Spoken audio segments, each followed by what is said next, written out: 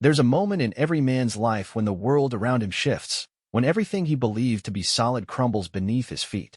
I never expected my moment to come in the dim glow of a bar, surrounded by strangers who had no idea they were witnessing the collapse of my entire existence. It started with a feeling. Not suspicion, not jealousy, just a quiet, nagging whisper in the back of my mind. The kind you try to ignore because listening to it means accepting that something is wrong. And for months, I didn't want to accept that. I had built a life around the idea that my wife, my best friend, my partner in everything, was as devoted to me as I was to her. But that night, I couldn't shake the whisper. I hadn't planned to go out. In fact, I was on the couch, half asleep, while the TV droned on in the background. She had kissed me on the forehead before she left, smiling in that effortless way she always did. Just a quick drink with some coworkers, she had said. I won't be long. And yet, here I was, gripping the steering wheel so tight my knuckles ached, parked outside a bar I had never been to before. I don't even remember making the decision to follow her. My body had moved on its own, guided by something deeper than logic. I sat there for a long moment, staring at the neon sign flickering above the entrance, my heartbeat steady but heavy. I told myself this was ridiculous, that I should turn around, go home, and forget this ever happened. But the whisper wouldn't let me. So I stepped out of the car, walked through the doors, and into a nightmare I would never wake up from. The first thing I noticed was the music, loud but not deafening, a lazy, slow rhythm that filled the space without overpowering it. The second thing I noticed was her. She wasn't alone. She sat at a small booth near the back, away from the busiest part of the bar, away from the crowd. She was with a man I had never seen before. They were close, closer than two people who were just grabbing a drink after work should have been. At first, I told myself I was misreading the situation. Maybe it was just an innocent conversation, a coworker she felt comfortable with, someone she trusted. But then I saw it. Her hand, resting lightly on his wrist. A touch so small, so seemingly insignificant, yet so devastating. I stopped in my tracks. My breath caught in my throat. Every rational thought in my head told me to leave, to walk away before I saw something I couldn't unsee. But I couldn't move. I was frozen, trapped in a moment that stretched endlessly, my heart pounding so hard I could feel it in my fingertips.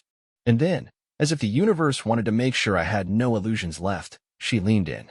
It was slow, almost careful, like she was savoring the moment. Her eyes flickered over his face, her lips parting just slightly before meeting his. It wasn't a drunken mistake, wasn't something fleeting or meaningless. It was deliberate, familiar, the kind of kiss shared between people who had done this before. I felt something deep inside me crack. I had imagined worst-case scenarios before, who hasn't? But nothing could have prepared me for the real thing. Nothing could have braced me for the raw, visceral pain of watching the woman I had loved for years betray me so easily, so effortlessly. I should have looked away, should have turned around and left. Instead, I did the only thing that felt right. I walked toward their table. The moment my shadow crossed her line of sight, she froze. It was a full-body reaction, like someone had just pressed pause on her entire existence. Her fingers curled away from him, but it was too late. The damage was done. "Hey," I said, my voice calm. Too calm.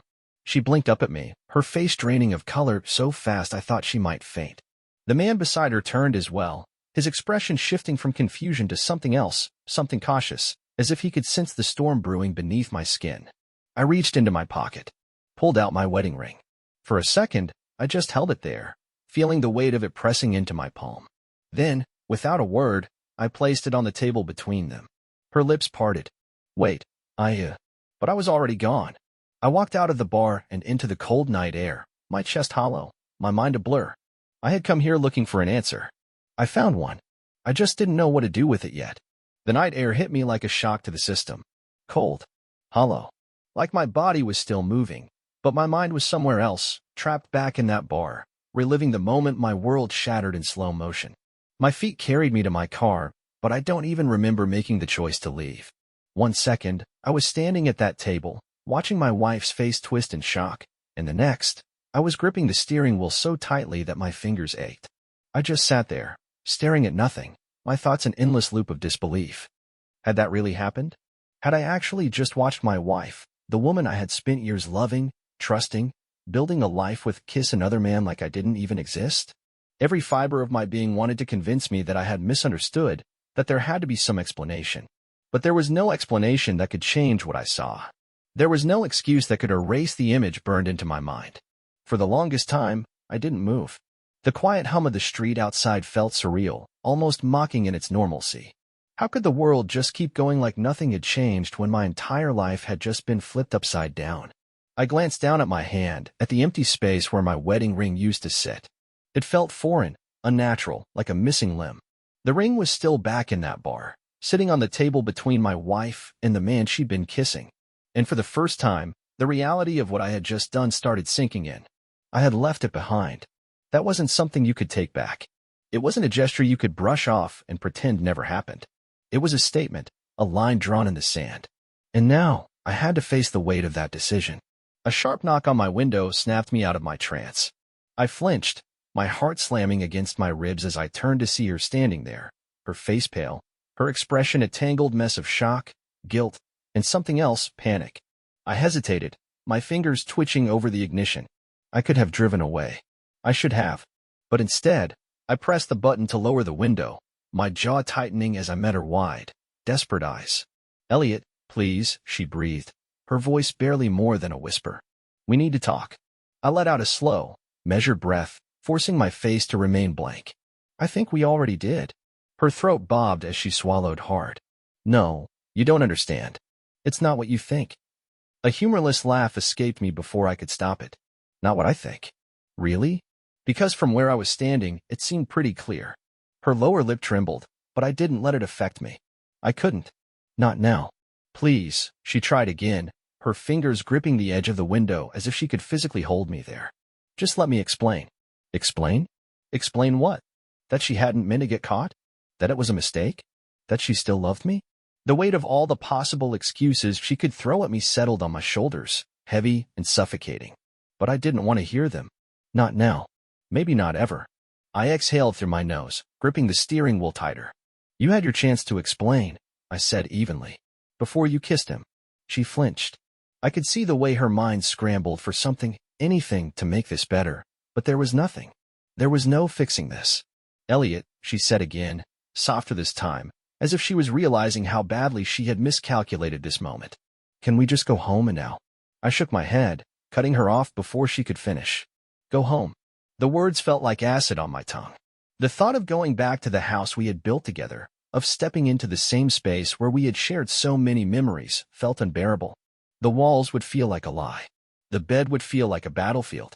She must have seen something shift in my expression because her face crumpled slightly, her nails digging into her palm. "Then what do you want me to do?" she whispered. That was the million-dollar question, wasn't it? What did I want? To rewind time?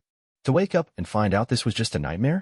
To have the woman I had trusted not be someone capable of doing this to me? But none of those were options. I flexed my fingers, my grip loosening slightly on the wheel. "I don't know," I admitted, my voice quieter than before. "But I do know I need space."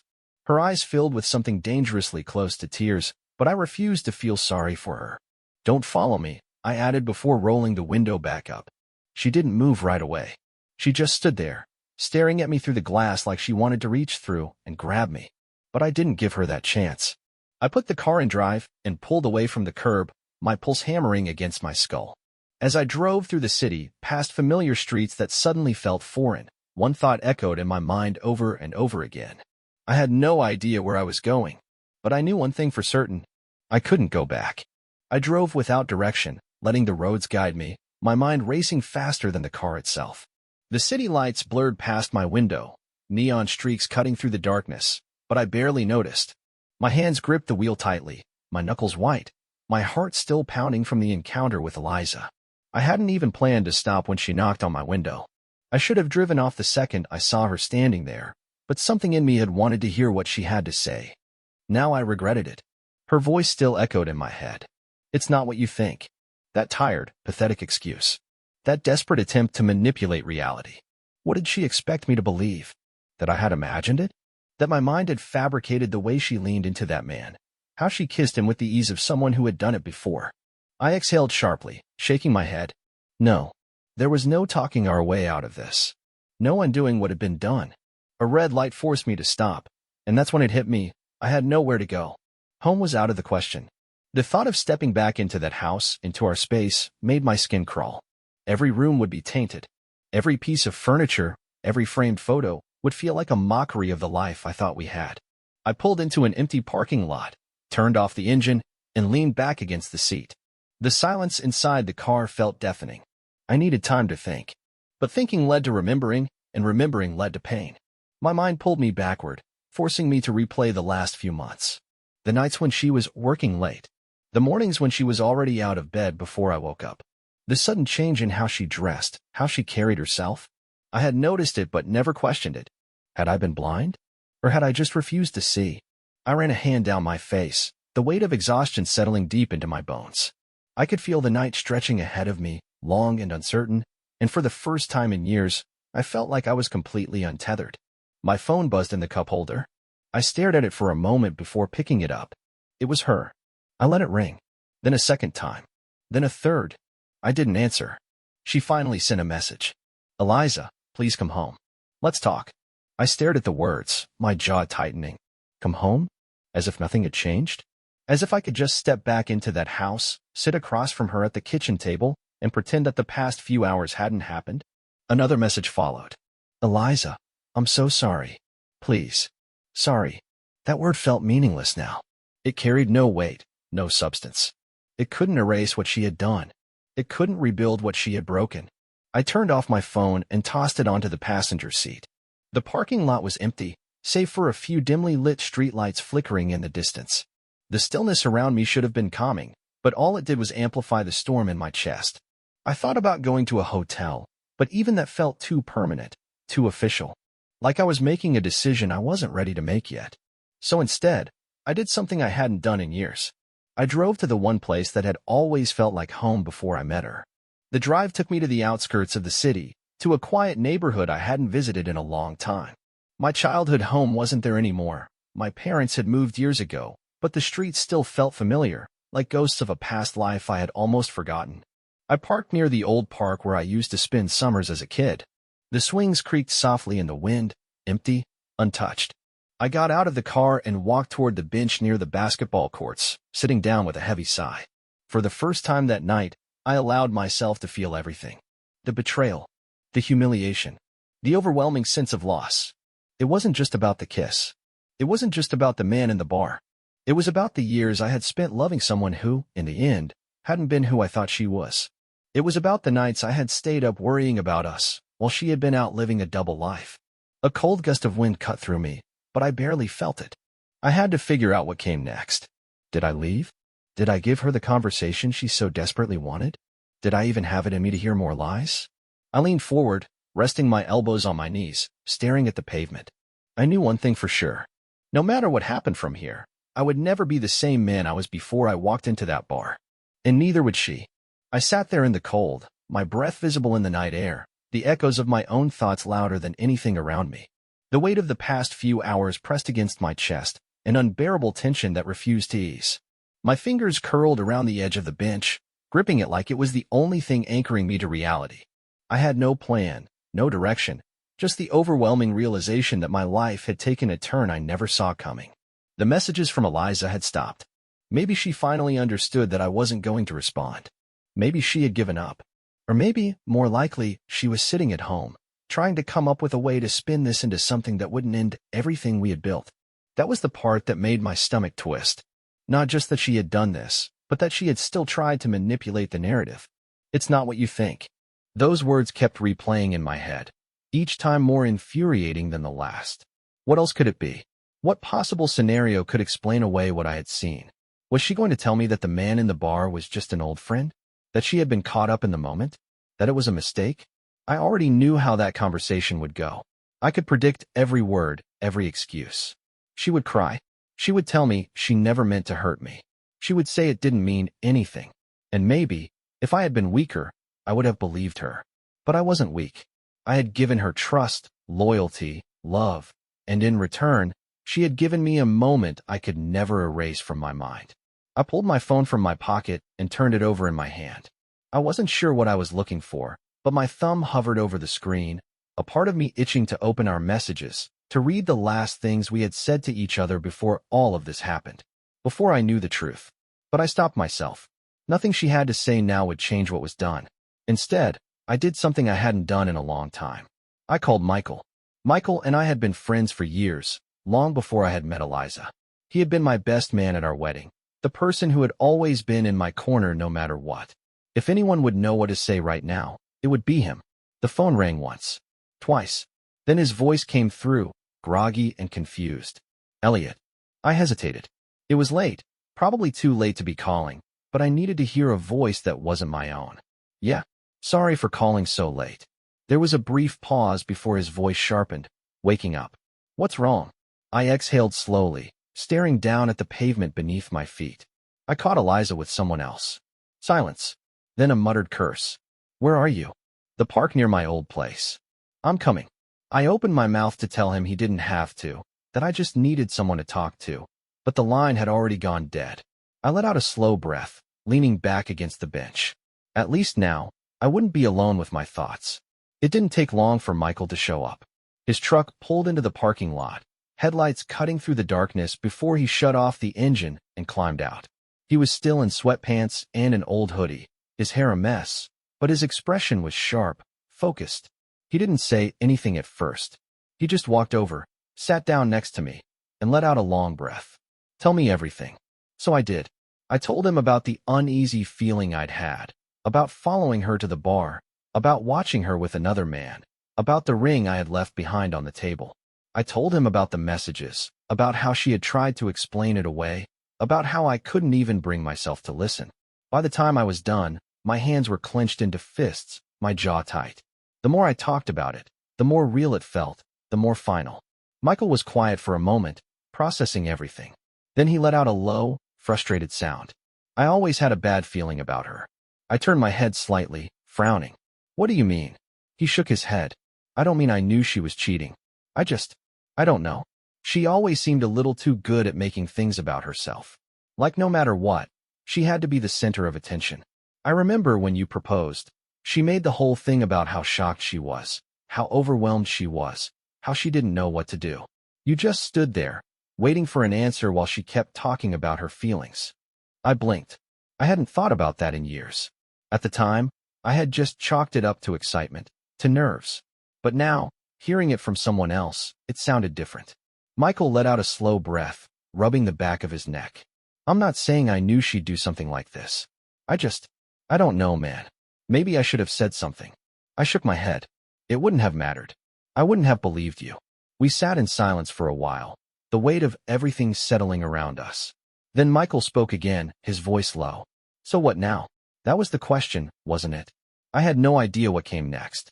I could already picture Eliza sitting at home, waiting for me, probably rehearsing whatever speech she was going to give me. I could imagine the tears, the desperate apologies, the attempts to convince me that this was salvageable. And maybe, if I let myself go back, I would be tempted to believe her. But sitting here, away from it all, with the cold air in my lungs and the truth finally settling in my chest, I knew the answer. I can't go back. Michael nodded slowly. Then don't. A sense of calm settled over me, a strange kind of clarity that I hadn't felt all night. This wasn't just about what she had done. It was about who she was, about who we were. And I finally understood that whatever we had before, it was already gone. Now, I just had to figure out how to move forward. I sat in the car, the cold from outside creeping in through the cracked window, but I barely felt it. My body was here, but my mind was still back in that bar, trapped in the moment when everything I thought I knew shattered like glass. No matter how hard I tried, I couldn't stop seeing it. Her fingers grazing his wrist, the way she leaned in, how effortlessly she kissed him. I clenched my jaw, my hands gripping the wheel until my knuckles turned white. I could have driven anywhere, but instead, I found myself in an empty parking lot on the outskirts of the city, the only light coming from a flickering street lamp a few feet away. The silence pressed down on me, thick and suffocating. My phone buzzed again. I didn't need to look at the screen to know it was her. A part of me wanted to turn the phone off, to throw it out the window and erase every trace of her from my life. But another part, the part still clinging to what we had built, hesitated. Because no matter how furious I was, no matter how deep the betrayal cut, she was still my wife. Or at least, she had been up until a few hours ago. I exhaled slowly, pressing my head back against the seat. I could hear my heartbeat in my ears, steady and heavy, like a clock counting down to something inevitable. I had always thought of love as something permanent, something strong enough to withstand anything. But now, I realized love could be fragile, too. It could be shattered in an instant. And once it broke, there was no putting it back together the same way. The phone buzzed again. This time, a message. Eliza, please, just come home. We need to talk. I stared at the screen, my thumb hovering over the reply button. What was there to say? I had already seen everything I needed to see. No explanation could undo what had happened. No words could take back the fact that, when given the choice, she had chosen someone else. I set the phone down without responding. Instead, I turned the key in the ignition and pulled back onto the road, heading toward the only place that had ever truly felt like home before I met her. The drive felt longer than it was, my thoughts making every mile stretch endlessly. When I finally pulled into the familiar neighborhood, a strange sense of calm settled over me. This was where I had grown up, where I had spent my best years before life became complicated. My parents had moved years ago, but the house still stood, now belonging to another family. I parked across the street and just sat there, staring at it, remembering what it felt like to be a kid with no worries, no heartbreak, no idea how messy life could get. I didn't know how long I stayed there, lost in the past, but eventually, the weight of exhaustion caught up with me. I closed my eyes, just for a moment, letting my head rest against the seat. A sharp knock on my window jolted me awake. My heart slammed into my ribs as I turned, expecting to see a police officer, maybe a concerned neighbor wondering why a grown man was parked outside their home in the middle of the night. But it wasn't a stranger. It was Michael. I hadn't spoken to him in months, not since life had gotten too busy, but here he was, standing outside my car, hands shoved into the pockets of his hoodie, his expression unreadable. I hesitated for a moment before rolling down the window. What are you doing here? He arched a brow. Funny, I was about to ask you the same thing. I sighed, running a hand through my hair. It's a long story. Michael studied me for a second, then nodded toward the house behind him. Come inside. You look like you need a drink. The house hadn't changed much since the last time I had been here. The same old couch, the same framed pictures lining the walls. It smelled like coffee and something faintly familiar, like a place that had seen too many late-night conversations. Michael handed me a beer without asking if I wanted one, then sat across from me, leaning forward with his elbows on his knees. So, he said, are we gonna sit here in silence, or are you gonna tell me why you look like you just got hit by a truck? I exhaled, staring at the beer in my hands before finally looking up. Eliza, I said, my voice hoarse. I caught her with someone else. Michael's expression darkened. What do you mean, caught? In a bar, I said. She told me she was going out with coworkers. I went to check, and she was there, with him. I swallowed hard, the words feeling heavier now that I was saying them out loud. I saw her kiss him. Michael didn't speak for a moment. He just sat there, processing, before finally letting out a low breath. Damn. I laughed bitterly. Yeah. He shook his head. You sure it was it? I'm sure. Michael rubbed his jaw, his gaze fixed on the floor. I never liked the way she changed, man. I wasn't gonna say anything before, but the last few times I saw her, something was off. You were always the one making excuses for her. I felt my chest tighten. I know. Michael leaned back against the couch, watching me closely. So what now? That was the question, wasn't it? What now? I had spent the past few hours running from the reality of it, avoiding the decisions I knew I had to make. But now, sitting here in the quiet of a place that still felt safe, I couldn't ignore it anymore. I don't know, I admitted. I don't think I can go back. Michael nodded slowly. Then don't. I looked at him, and he met my gaze with certainty. You don't owe her anything, he said. She made her choice. Now you make yours. I thought about that, rolling the words over in my mind. For the first time since I had left that bar, the answer felt clear. I wasn't going back. And I wasn't looking back either. I didn't sleep that night. Even though my body ached with exhaustion, my mind refused to shut down. Every time I closed my eyes, I was back in that bar, watching her lean in, watching her kiss him like it was the most natural thing in the world. I kept replaying that moment, dissecting every detail, searching for something, anything, that would make it make sense. But it didn't. And it never would. Michael had crashed on the couch sometime around 3 a.m, but I was still awake, staring at the ceiling, listening to the distant hum of traffic outside his apartment window. My wedding ring was gone, left behind on that bar table, but I could still feel the phantom weight of it on my finger, as if my body hadn't caught up with the reality of what had happened. I had spent years building a life with Eliza. We had routines, traditions, and side jokes that belonged to no one but us. And now, in the span of a single night, all of it had unraveled. By the time the sun started to rise, painting the sky in muted shades of orange and blue, I knew I couldn't stay in limbo forever. I had to go home. Not because I wanted to see her, not because I was ready to talk, but because that house still held my entire life inside of it. My clothes, my memories, my sense of self. I wasn't ready to decide what came next, but I knew I needed space, and I couldn't get that with her still lingering in my shadow. Michael was still asleep when I grabbed my keys and slipped out the door. I didn't wake him. He had done enough just by being there. The drive back was quiet. Too quiet. My mind had been a constant storm all night, but now, as I got closer to the house, the chaos dulled into something colder, sharper. A steady kind of pain that I knew wasn't going anywhere anytime soon. I pulled into the driveway and just sat there for a moment, gripping the steering wheel, bracing myself for whatever was waiting inside. Her car was still parked out front. She was home. I had expected to feel anger. I had expected to feel something fiery, something that would make me want to scream at her, demand answers. But all I felt was tired. I stepped out, the sound of gravel crunching beneath my feet, and walked up to the door. My keys jingled in my hand, but before I could use them, the door swung open. She had been waiting. Eliza stood there, her eyes rimmed with red, her hair messy, like she hadn't slept either. She looked smaller than usual, wrapped in one of my old sweaters, her arms crossed tightly over her chest. For a long moment, neither of us spoke. Then, finally, she whispered, "Eliot." Hearing my name from her lips made something in my chest tighten, but I forced myself to stay still, to stay cold. I pushed past her, stepping inside. The house smelled the same, looked the same, but it felt different now, like a stranger's home. She closed the door behind me.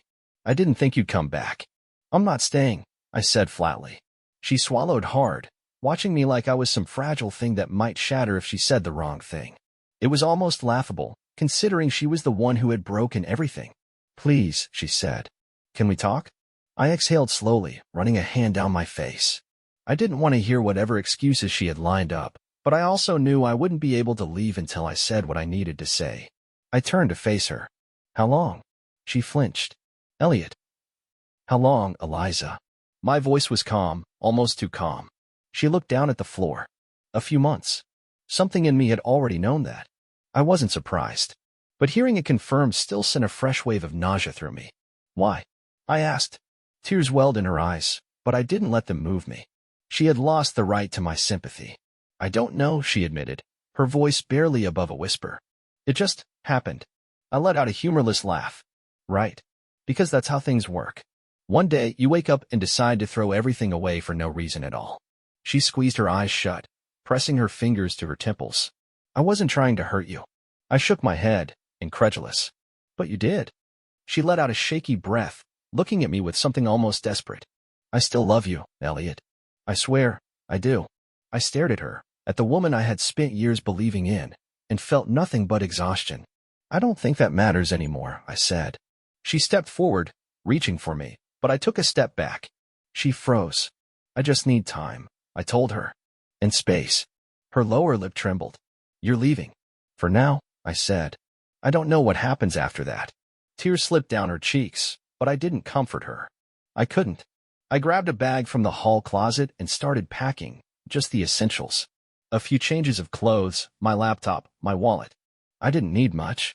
Eliza stood in the doorway the entire time, silent, watching, her hands clutched tightly together like she was holding herself in place.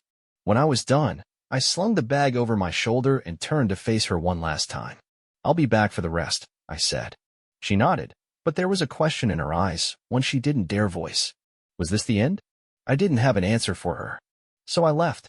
And as I stepped outside, into the crisp morning air, I realized something. For the first time since that night, I could finally breathe. The moment I stepped out of that house, I expected to feel relief, a weight lifting from my shoulders, some kind of clarity. But instead, all I felt was a hollow sort of exhaustion, the kind that settles deep into your bones and refuses to leave. The driveway felt longer than usual as I made my way to my car, my grip tightening around the strap of my bag. I knew Eliza was still standing in the doorway, watching me leave, but I refused to turn back. I wasn't ready for whatever expression she was wearing, whether it was regret, sadness, or something else entirely. The door clicked shut behind me, and the finality of it sent a chill down my spine. This was real. There was no taking it back, no undoing what had been done. I slid into the driver's seat and just sat there for a moment, gripping the steering wheel, staring at my own reflection in the rearview mirror. I looked like a man I didn't recognize. Dark circles under my eyes.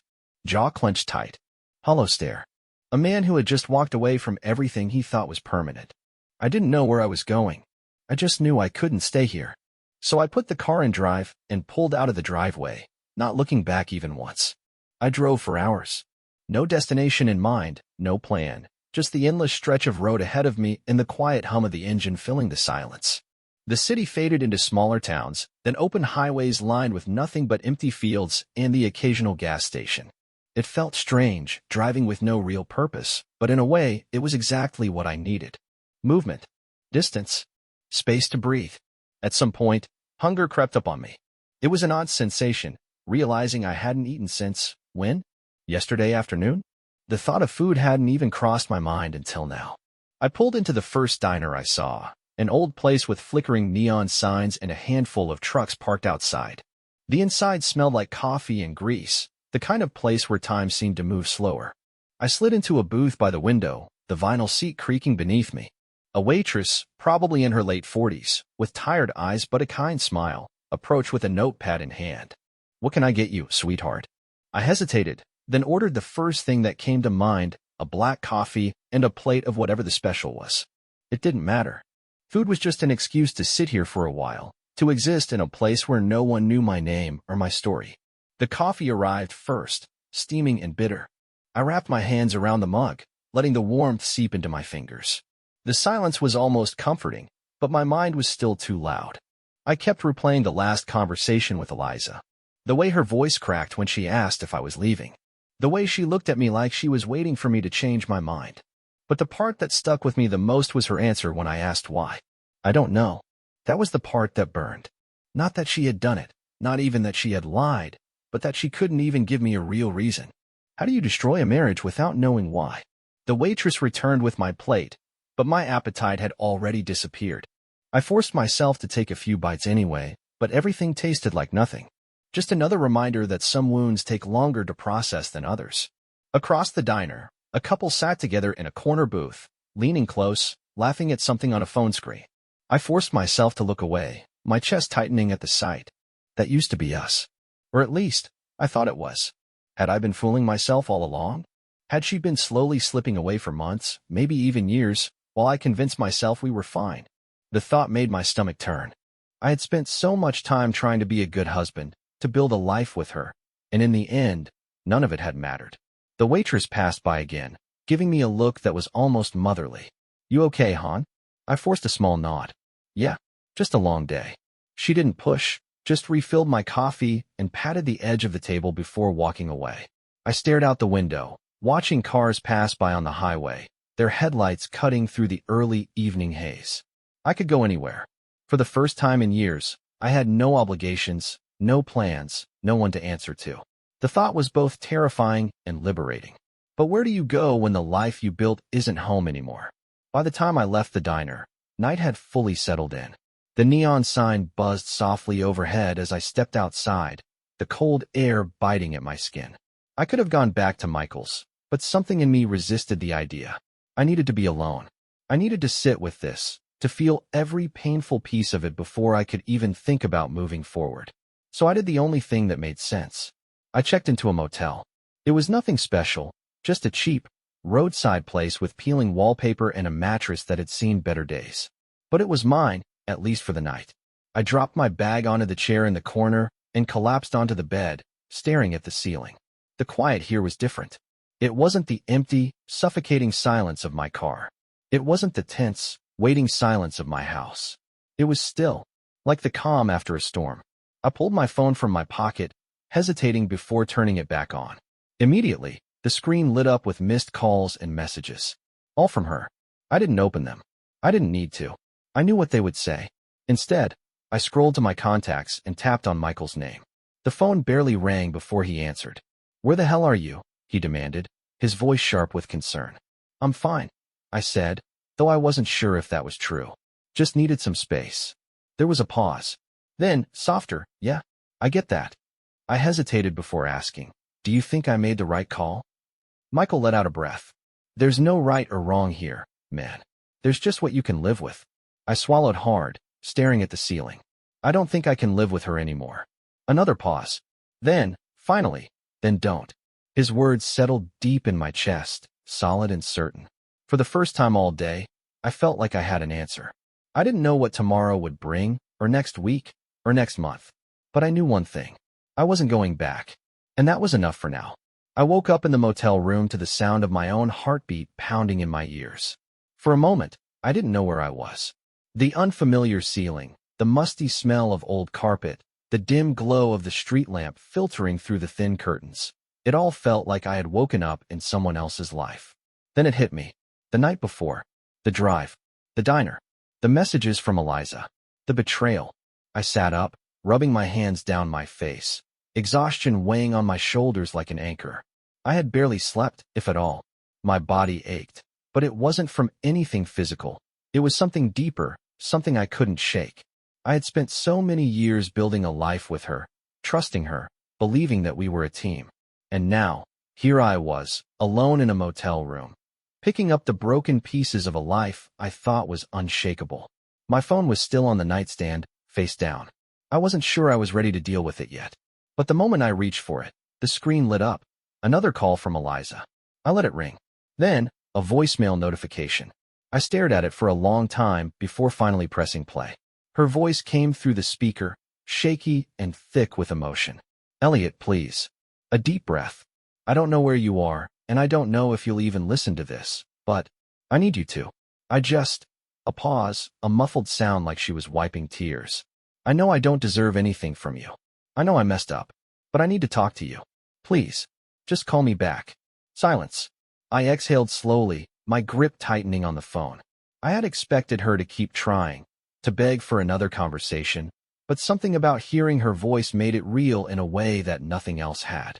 It wasn't just a story I was telling myself anymore. This was my life. And this was the part where I had to decide what came next. I stood up, stretched out my stiff limbs, and grabbed my bag. Staying here wasn't an option. I needed to keep moving. The morning air was crisp as I stepped outside. The motel parking lot mostly empty except for a few scattered cars. The world felt too normal, too steady, for what I was going through. People were going about their lives, completely unaware that mine had just fallen apart. I got into the car and started driving again, no destination in mind. Just miles of open road, a place to escape my thoughts. But they followed me, relentless and unyielding. Had she always been capable of this? Had she ever truly loved me? Or had I been blind to the cracks in our marriage, refusing to see what had been there all along? I thought about the first time I met Eliza, how she had laughed at something I said, how her eyes had sparkled like I was the most interesting person in the world. It had been easy back then, effortless. We were young, full of dreams, certain that we were invincible. But somewhere along the way, we had lost that. Or maybe she had lost that. Maybe I had just been too naive to notice. I pulled into a gas station, not because I needed gas, but because I needed a break from my own mind. I grabbed a coffee, let the hot liquid burn my throat as I leaned against my car, staring out at the horizon. That's when my phone buzzed again. But this time, it wasn't Eliza. It was Michael. I hesitated before answering. Hey, I said, my voice rough from lack of sleep. Where are you? He asked. On the road. A pause. Then, you okay? I let out a breath, shaking my head even though he couldn't see me. I don't know. Michael was silent for a moment. Then he said, she came by my place last night. I stiffened. What? She was looking for you, he said. She seemed bad. I don't know, man. She was crying, talking about how she needed to fix this, how she couldn't lose you. I clenched my jaw. She already lost me. I know, Michael said. I just thought you should know. I nodded to myself, gripping the coffee cup tighter. Did she say anything else? She said she never wanted to hurt you, he said. That it was a mistake. A mistake. That word made me want to laugh and scream at the same time. A mistake is forgetting an anniversary, burning dinner, saying something you don't mean in an argument. A mistake is not choosing to betray the person you're supposed to love. She asked me to tell you to call her, Michael added. I exhaled sharply, rubbing my temple. And what did you say? I told her that's not my decision to make, he said simply. But that I didn't think you owed her anything. I closed my eyes. Thanks. Michael hesitated. What are you going to do? I had no idea. I don't know, I admitted. Listen, he said, his tone shifting slightly. Whatever you decide, just make sure it's what you want. Not what she wants. Not what anyone else thinks is right. Just you. His words settled in my chest, heavy but grounding. I swallowed hard. Yeah, I will. Good, he said. And if you need anything? I know, I said, a small smile tugging at the corner of my lips despite everything. Thanks, man. We hung up, and I just stood there for a moment, staring at my phone. Eliza was desperate. That much was clear. But was she desperate because she truly regretted what she had done? Or was she just afraid of losing the life we had built? I didn't know. And I wasn't sure I cared anymore. I kept driving. Not toward home. Not toward Eliza. Just forward. Because for the first time in a long time, that was the only direction that mattered. The road stretched out in front of me, endless and open, the kind of freedom I hadn't felt in years. For the first time since everything unraveled, I wasn't looking back. I wasn't thinking about what could have been or how things should have played out differently. I was just moving. And for once, that was enough. The weight of Eliza's betrayal wasn't gone, but it didn't crush me the way it had before. It was still there, a dull ache in the back of my mind, but it no longer defined me.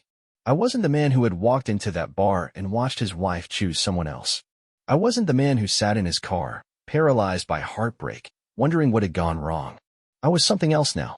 I didn't know exactly who that was yet, but I was ready to find out. I drove for hours, stopping only when I needed to. Somewhere along the way, I made a decision. I wasn't going back to that house. Not now. Maybe not ever. It wasn't home anymore. It was just a place where I had once lived, where memories of a life that no longer existed lingered in the walls. I booked a short-term rental a few towns over, nothing fancy, just a quiet place where I could breathe, think, exist without the ghost of my marriage looming over me. The moment I walked in, dropping my bag by the door, I felt lighter. This was mine. No shared furniture, no framed pictures mocking me with happier times, no echoes of broken promises. Just me and a space I could shape however I wanted. I stood in the center of the small living room, taking it all in. This was my fresh start. A few days passed before I finally checked my phone. The missed calls and messages from Eliza had slowed, and I knew what that meant. She was realizing I wasn't coming back. Maybe she was finally accepting that some things can't be undone. There was one last message from her, sent late the night before. Eliza, I won't bother you anymore. I just want you to know that I regret everything. I'm sorry for hurting you. You deserved better. I stared at the message for a long time, waiting for some kind of reaction, anger, sadness, relief. But all I felt was closure. I typed out a simple response. Me, I did deserve better. And I'm going to find it. Then, for the first time in days, I smiled. Because I knew I would. Life didn't magically fix itself overnight. Healing wasn't instant. But every day, it got a little easier. I focused on myself for the first time in years. I took long walks without checking my phone, spent time reading books I had always meant to, tried new things without feeling guilty for doing something on my own. And one day, without even realizing it, I woke up and didn't think about Eliza at all. That was the moment I knew I had truly moved on. She was a chapter in my life, but she wasn't the whole book. And the best part? I still had the rest of the story to write.